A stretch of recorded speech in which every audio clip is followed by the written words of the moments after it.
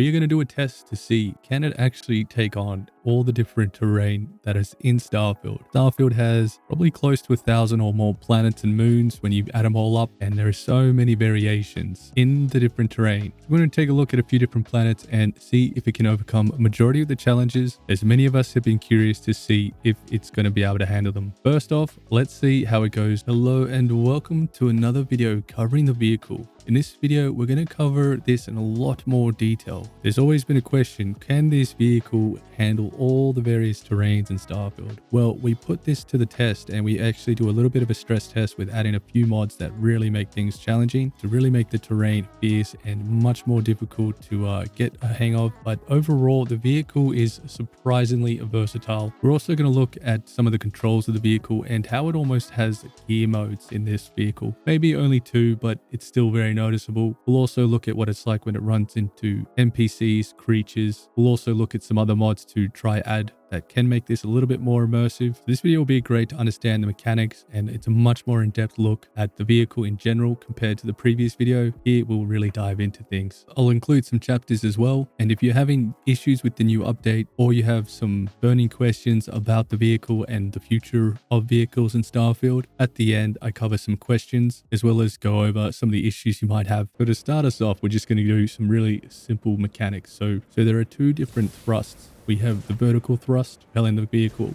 vertical. Then we have the forward propulsion. So combining these 2 is what allows us to actually propel the vehicle in the direction, giving us a very highly fine-tuned experience. Now imagine if you had 2 more on the sides just to give like a rotation so you could rotate the vehicle. That'd be kind of crazy. I guess with mods, who knows? So excluding those, we just have the general use of the battery or motor where we can just sort of drive as a normal vehicle and then also boost and then vertical, giving us so much control and finesse. Those are the really simple basic mechanics. So some of the other important functionality of the vehicle is it can also mine resources. You simply do that by just firing at materials and rocks. You can see up at the top right, it's adding the ore to our inventory. This is fantastic. So potentially you could be driving by, and if you right click or hit your zoom button, you'll be able to target materials from far, far away, which is rather incredible. Even that change by itself just adds so much more intrigue into actually trying to get resources, particularly while you're on the run, making it a much more of a almost a mini game in itself, making it a lot of skill involved in trying to get some of those long shots.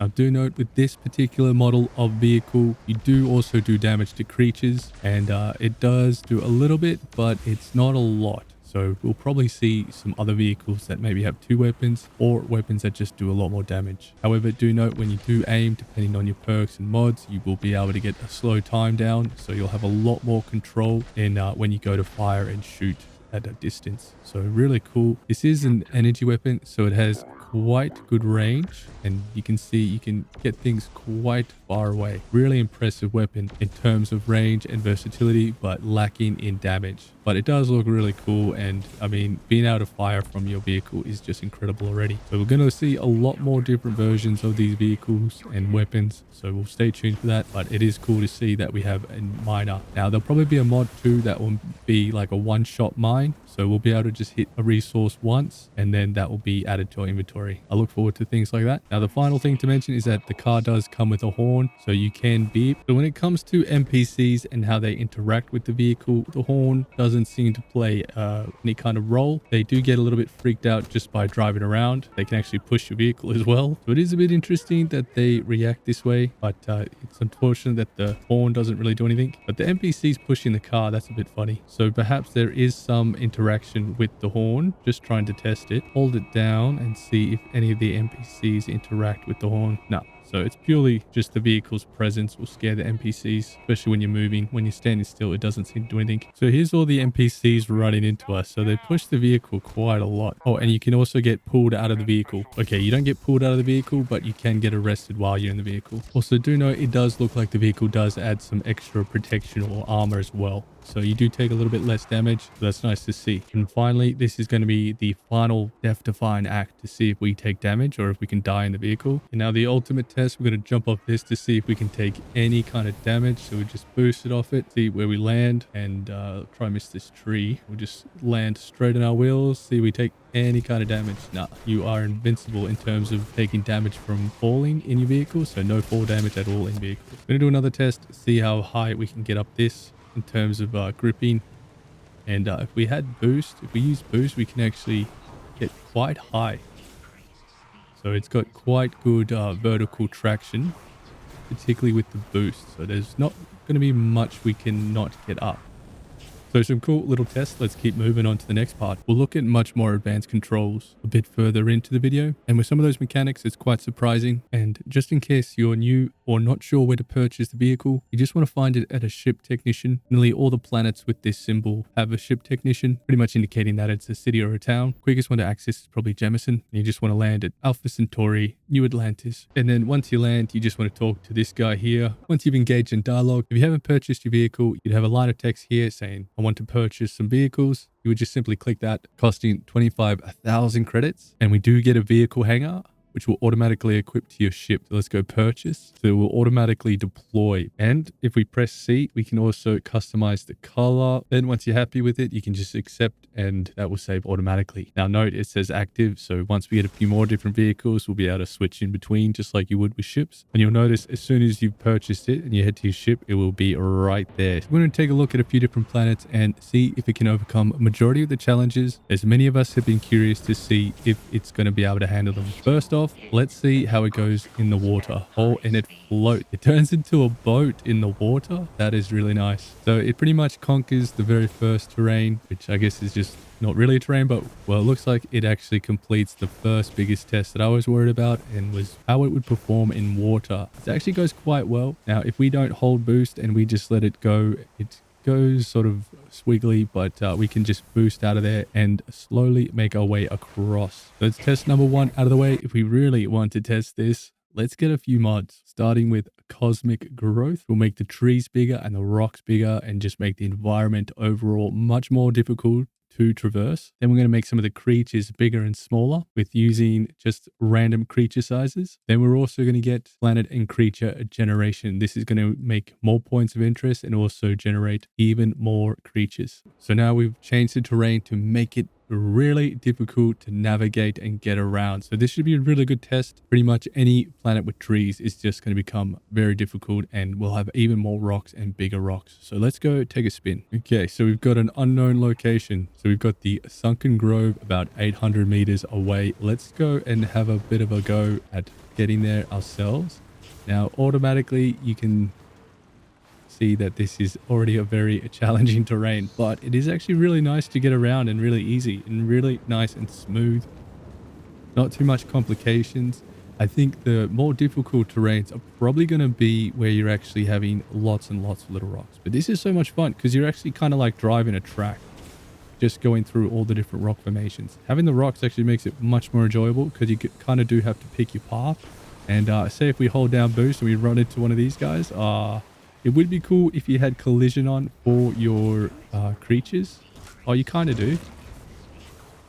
So they do have a little bit of collision, but not too much. We need to be able to get like a little bulldozer connection at the front and do a lot more damage. But I mean, this is going to change the game. So let's just have a look at how far away we are now. We're only 300 meters away. So look how fast that is. This just gives you an idea. So adding even lots of rocks and heaps of trees, really going to conquer pretty much all the different terrains. We'll try a few more planets just to see if we can, what's it called? Really test and push this to its limits. However, we'll just try clear this. Well, let's see if we can clear this actually.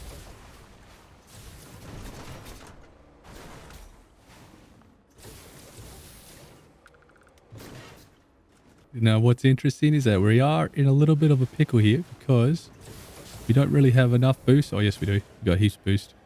So you can get out of little ruts like this. Pretty crazy.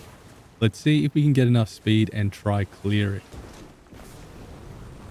I mean, if we have unlimited boost, it'd be no worries, but we'll just quickly do a little test and see if we can just sort of give it a really big run up and boost just before we get to the edge and see if we can clear it.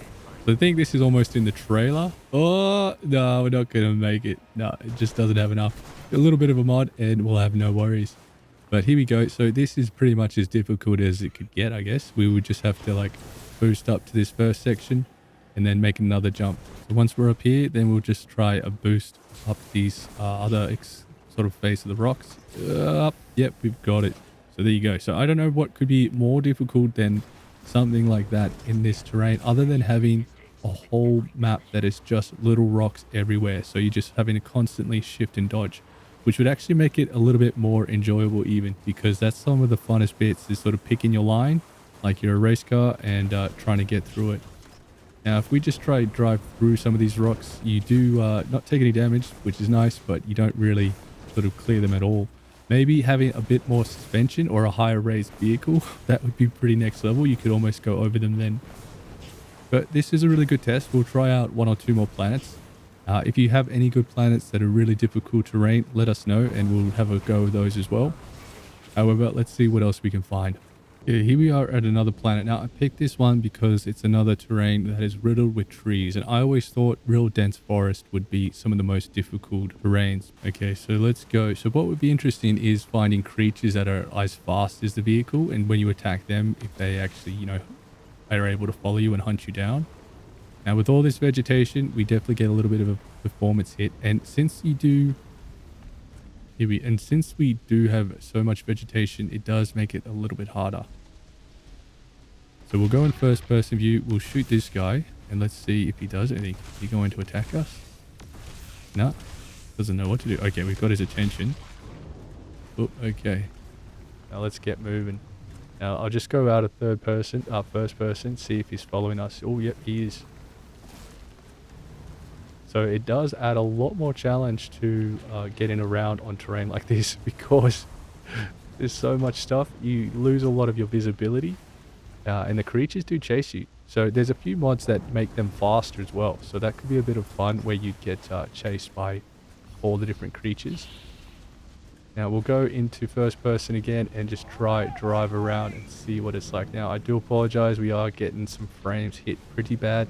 I am recording as well, so it definitely does not help. But this is pretty unreal how crazy this actually is. This does make it a lot harder to get around in this terrain.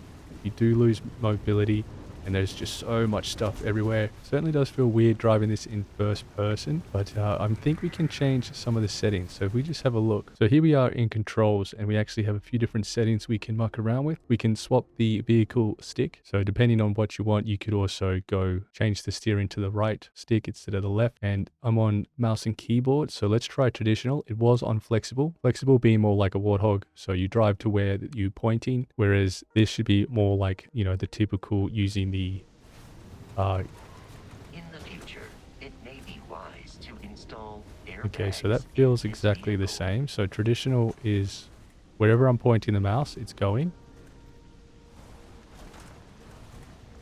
And there is no steering at all. It's purely just the mouse. Okay, so this is traditional. So this is more like a warthog kind of deal where you're just steering with the mouse. Going back into controls, if we change it to flexible, we'll just have a test what that's like. Okay, so flexible is using a combination of the mouse and keyboard. So here I can actually steer with the keys, and then I can also just hold forward and steer just with the mouse. So that's probably going to be the best option for a lot of us.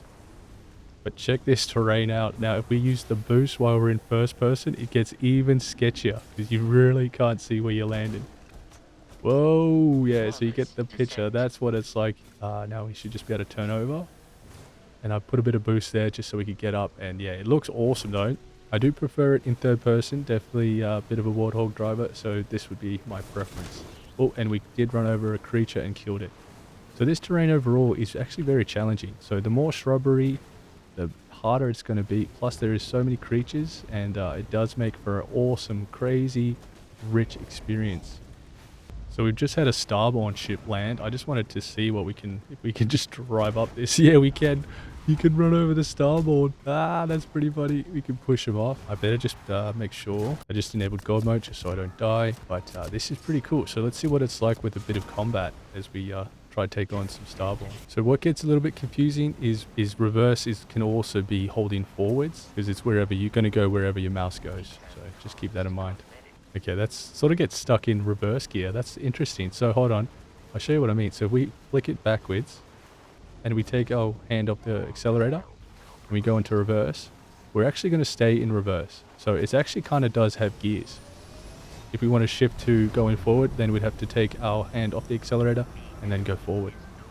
So that's pretty cool. Let's have a look what it's like with a little bit of combat. Obviously we got now we're in God mode, but we'll just have a look at what it's like.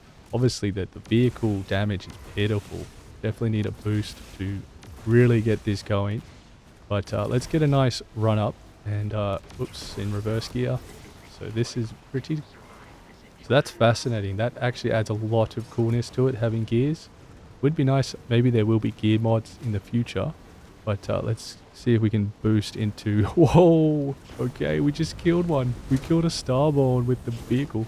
Okay, we'll just try one more time. It'd be fun to have ragdoll on and low gravity and have the bodies go flying. But this just gives you a little insight into what it could be like. This guy we could probably kill. So to mix it up, we've gone to an icy planet. Now it has lots of huge glaciers. So we'll see if we can kind of do some jumps off this, but also just get an experience of what this is like with a bit of snow as well, because traction and low gravity both in play here. However, these could make for some really fun obstacles if we can get up some of these ramps and sort of zoom off them. If we can boost, oh yep, here we go. Yep, we got it. Oh, not quite, but you get the idea. This could work. Must say though, these sort of planets are one of my favorite. They just look incredible. Definitely a lot of fun sliding on these. Now we'll see if we can make it this time. I'll try not engage boost until we're like halfway up. Get a little bit of traction on these glaciers. Here we go, boost it. Oh, there we go. There it is. So potential is there to have some really cool jumps or natural made jumps, particularly if we can get vehicle that has a bit of a lift kit and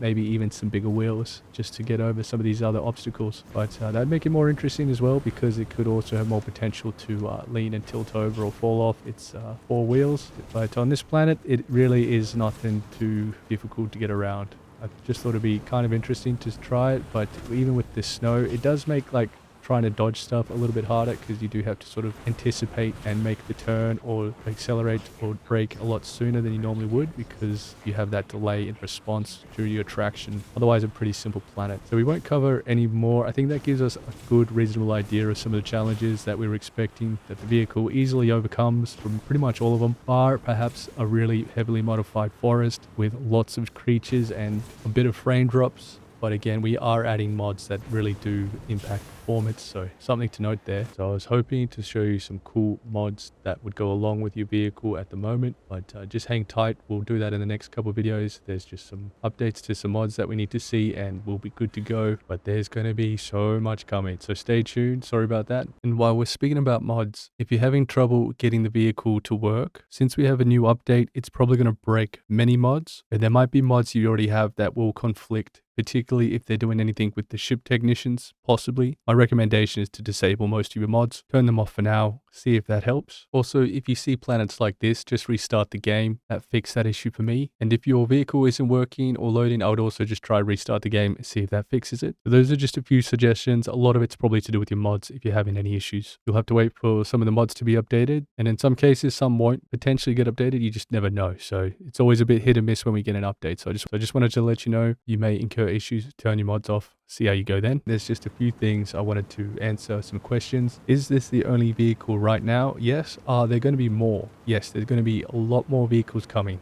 of all different shapes and sizes, most likely, particularly with the modded versions. Yes, there will be modded vehicles coming too. At least that's my understanding. Now that this is in the game, we have all the building blocks we need to really mess around with vehicles. So that will include vehicles that will have a completely encapsulated internal interior. That was a strange way of saying it, but you get what I mean. We will have like a full-on vehicle look where you'll have doors and it'll be completely enclosed, so you aren't affected by the atmosphere. There may be even stats. It may be even the case that they'll have effects of the 4 different environmental issues. So that will mean that yes, you'll be able to have no helmets on and pretty much function just like a normal vehicle. Depending on the planet, I suspect that will be the case. It will be interesting to see how it handles the different environments. But as far as I'm aware, I don't think it really gets affected. So it will just be a matter of, will you have your spacesuit on? Yes or no, depending on what type of vehicle. So as of now, we can't really modify the vehicle outside just making and changing colors. So that's a little bit of a letdown. It would be cool if we could really customize our vehicle like ships, put different tires on, different weapons. Maybe down the track something like that will exist. I could definitely see that potentially happening very, very easily in not too distant future. So it really is laying the sort of the groundworks down for what will be possible. Another question we'll answer is, how does weather affect the vehicle? Does the weather affect the vehicle at all in terms of its grip and traction? We'll answer that a little bit later, so stick around. But at least that answers some of the first initial questions many people might have. If you have any more, let me know in the comments, and we'll be doing a few more videos on these vehicles just because it is pretty ultimate and really enjoying it so far. So